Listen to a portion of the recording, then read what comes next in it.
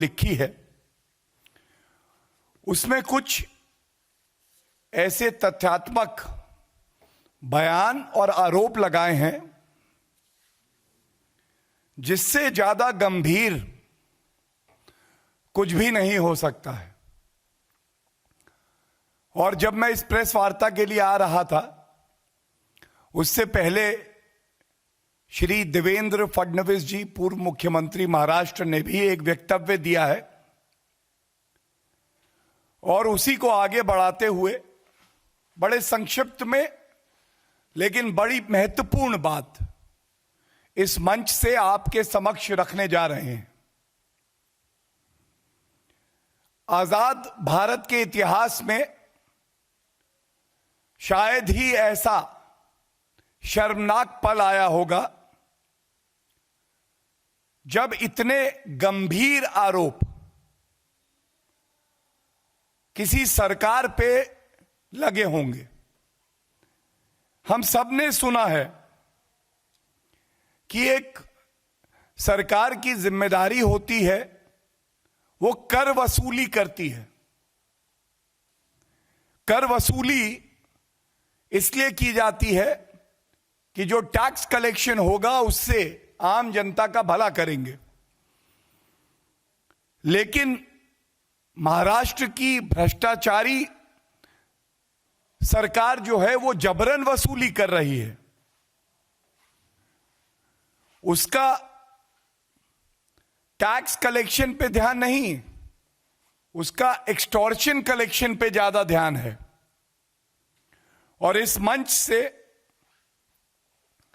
हमारी ये बिल्कुल स्पष्ट मांग रहेगी कि महाराष्ट्र के गृह मंत्री इस्तीफा क्यों नहीं दे रहे। हमारी ये भी मांग है ये जो वसूली रैकेट अपनी तिजोरियां भरने के लिए महाराष्ट्र की सरकार चला रही है, उस सरकार के मुख्यमंत्री उद्धव ठाकरे जी की क्या जिम्मेदारी है? वो अभी तक कुछ बोले क्यों नहीं? इस भ्रष्टाचारी सरकार को एक मिनट भी बने रहने का कोई हक नहीं है। और जिस तरह के गंभीर आरोप लगाए गए हैं तो यह कहना भी गलत नहीं होगा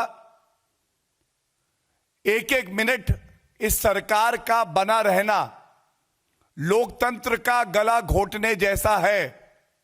यह सरकार आज महाराष्ट्र की जनता के लिए और देश के लोकतंत्र के लिए एक खतरा बन चुकी है। यह खतरनाक सरकार है। कोविड वैक्सीन से ज्यादा खतरनाक यह एक्सटॉर्शन वायरस रैकेट है जो कि सरकार चला रही है। इसलिए हम मांग करते हैं, क्योंकि महाराष्ट्र के गृह मंत्री का नाम भी इसमें आया है, श्री अनिल देशमुख जी का, इसलिए आवश्यक है इस पूरे प्रकरण की निष्पक्ष जांच होनी चाहिए। वो केंद्र की एजेंसी भी हो सकती है और ये कोर्ट मॉनिटर्ड भी हो सकती है। लेकिन एक सरकार द्वारा अगर अपनी तिजोरियां भरने के लिए एक वसूली रैकेट चलाया जाएगा तो यह कतई महाराष्ट्र की जनता बर्दाश्त नहीं करेगी। और यह आवश्यक हो गया है बिना एक मिनट का समय गवाए मुख्यमंत्री जवाब दें कि यह जबरन वसूली कैसे हो रही थी और गृह मंत्री महाराष्ट्र तुरंत इस्तीफा दें। यह हमारी मांग है। Now in English.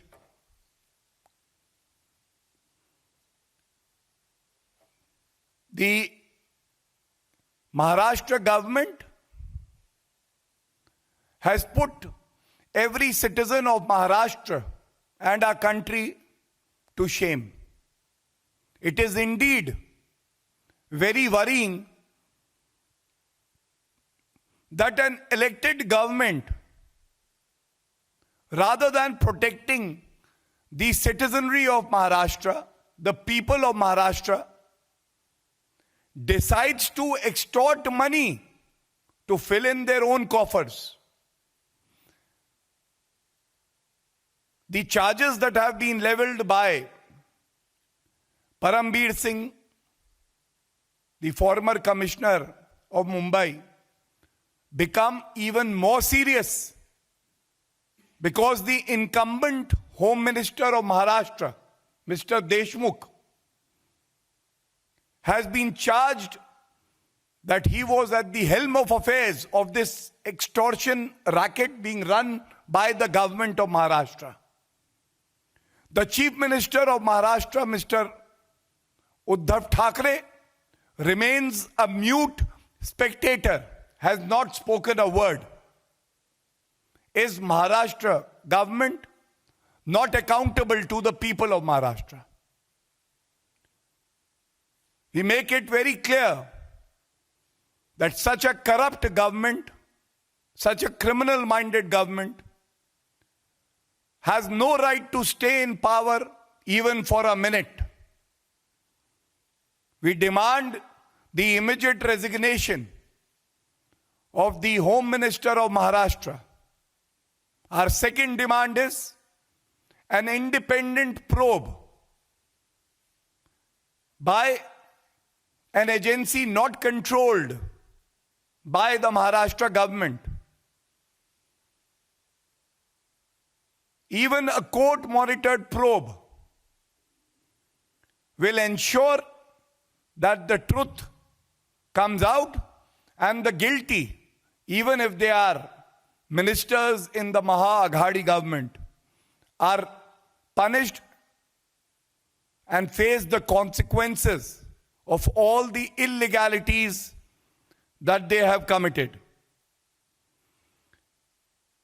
It would not be wrong to say that this is one of the darkest moments in our democracy, when a government that is supposed to, which is duty bound to, protect the people of Maharashtra, is indulging in a government-sponsored, monitored and controlled extortion racket.